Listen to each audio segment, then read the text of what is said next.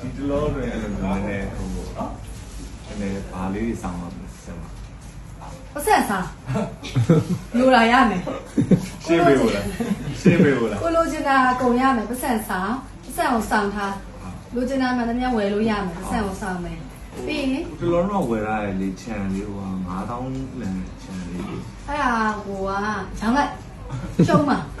ဆရာမအောင်ရောင်း1000နဲ့ရောင်းကျွန်တော်1000နဲ့ဝယ်ပေးမယ်နင်းနာခံပြီးတော့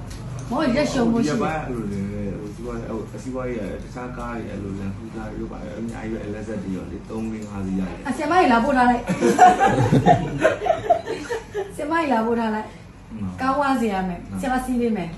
စမ်းတက်သွားအောင် စက်တက်တော့ စီလေးရောလာဖြည့်ပေးရမယ်စီလေးရောလာဖြည့်ပေးရမယ်စမ်းတက်စီ တော့ပြီလားဆရာမ ညာဘာခက်ခဲရှိလဲပြော ဟိုအိမ်မှာလည်း ဆရာမခက်ခဲတယ်ရင်ပြောလိုက်ပါလားဆရာမခက်ခဲတယ်ရင်ပြောလိုက်ပါလား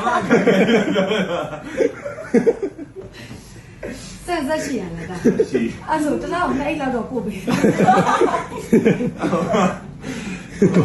ဒီသားစုမတရားတော့ရှိတယ်ဆရာမလောက်ပါဘူးအိမ်က အဲ့တော့မလာဘူးဆက်ပါလှူဒန်းတယ်လေစိတ်လောက်ပို့ပေးလိုက် နေမှာလည်းဟိုဝတ်တီချက်တီမွေးရတယ်ရှိတယ်ပို့ပေးရမလား အဲ့တော့ဟာဆရာမတာကြီးကကြီးမစားဘူးကျုပ်ဦးလေးတော့ပုံမှန်ပို့ပေးဆရာမကလူရယ်လေတန်းတယ်ဆရာမမရိုင်းနဲ့မရိုင်းနဲ့ဆရာမမရိုင်းနဲ့လူရယ်ဆိုတဲ့စကားအရင်ရိုင်းနေနော်ဟိုဆရာမပြောဆရာမကသာသနာပြုနေတာနော်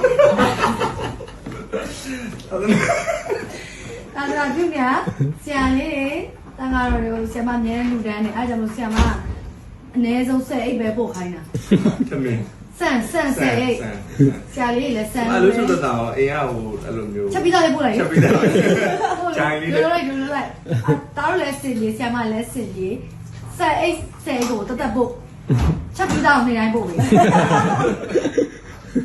နော်အဲ့လိုဆို ဆရာမလည်းလည်းဟိုသာသနာပြုနေရဆိုတော့ ဆရာမညံပူဇော်ကမှမယူတာလားညံပူဇော်ကမယူတာဟုတ်ဆရာမ စေတနာ မေတ္တာတူကစေတနာ တူကမေတ္တာ